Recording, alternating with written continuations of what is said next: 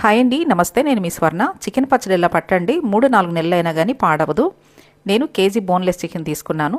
ఇంత pieces cut చేసుకుని ఇప్పుడు ఇందులో స్పూను సాల్ట్, 1 స్పూను పసుపు వేసి చికెన్కి పట్టేలాగా బాగా కలుపుకొని పక్కన పెట్టేసుకోవాలి. ఇప్పుడు ప్యాన్లో 4 స్పూన్లు ధనియాలు, 2 స్పూన్ల ఆవాలు, చిన్న స్పూను మెంతులు, 1 స్పూను జీలకర్ర, 5 యాలకులు, 10 లవంగాలు, మసాలా చెక్క ఇంచి వేసుకుని వేయించుకుని పొడి చేసుకుని పక్కన పెట్టుకోవాలి.